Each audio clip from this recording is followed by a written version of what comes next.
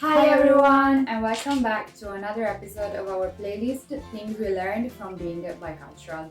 Today we are going to talk about sustainability, and as you probably know, things are not going well for our planet, and many YouTubers feel the responsibility to talk about this topic and raise awareness in their local communities.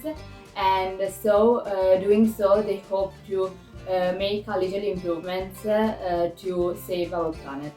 Yes, so generally these videos are videos in which YouTubers show their own everyday sustainable habits, and watching these kinds of videos we were really reminded of some old Sri Lankan traditional practices that were actually eco-friendly, but we realized that only recently. Yeah. Clearly, they adopted such practices out of necessity rather than consciously, and sustainability really sounds something of the future. Something of the future. However, our bicultural nature came really in handy at this point, as there are many useful and creative tips in the Sri Lankan traditional lifestyle that might become popular again in this green wave.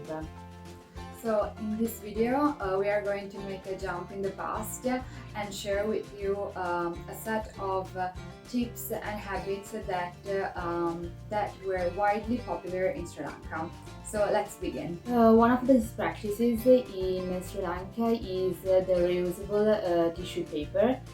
I think also nowadays in Sri Lanka, everyone don't go out from their houses without the famous linswa.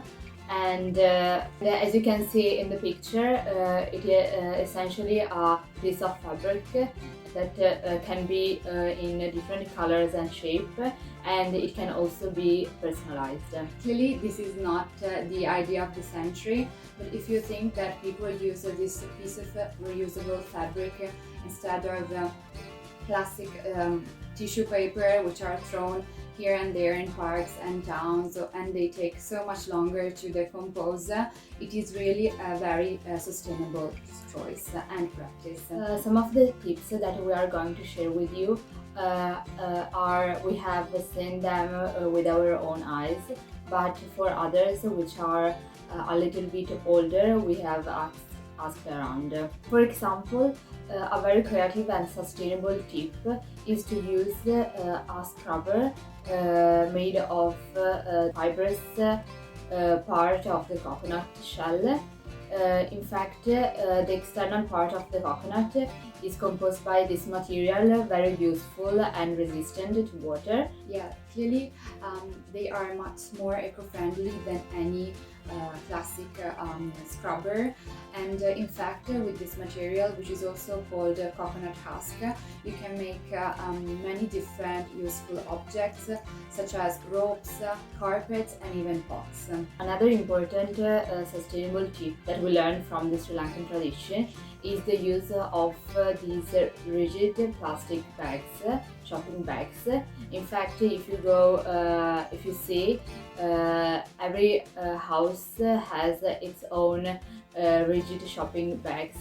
These are used as our plastic shoppers when they go to the supermarket or to the market.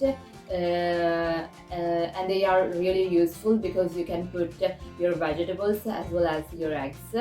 In Sri Lanka, people usually shop in markets where the fruits and vegetables are sold loose, and for this reason these rigid shopping bags are very useful. Another factor that is connected to this is that in Sri Lanka, as in many parts of the world, in the past they used to grow their own fruits and vegetables, and of course this was a pretty good sustainable choice.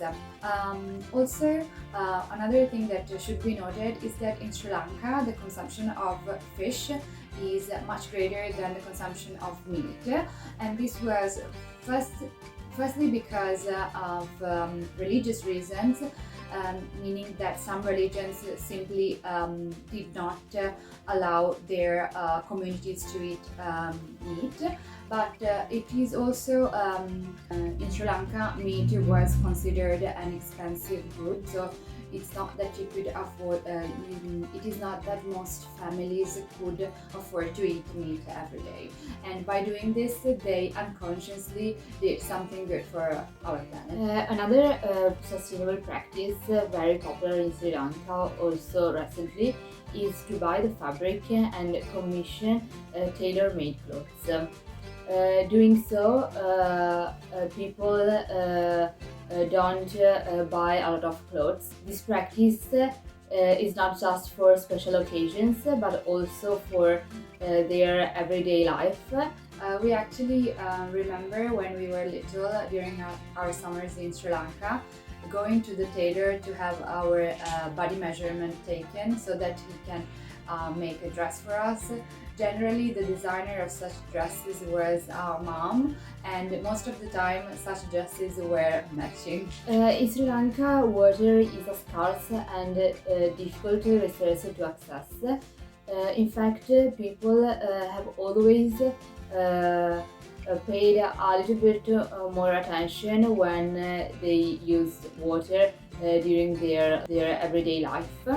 For example, in Sri Lanka, people, when they have to shower, they used to fill a container with water rather than let the water run uninterrupted. I think that this is an extremely sustainable choice, because you can sparingly use water, and at the same time you can also monitor how much water you are using. And even today it is not really unusual to see these large containers or smaller ones in bathrooms to wash your face and etc.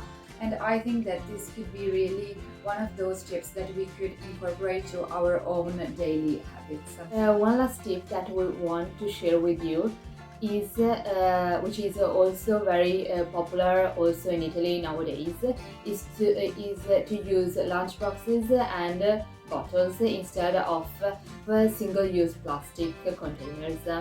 Yeah, like reusable water bottles have always existed, but at least here in Italy, people are using them more frequently only in the last 3 or 4 years.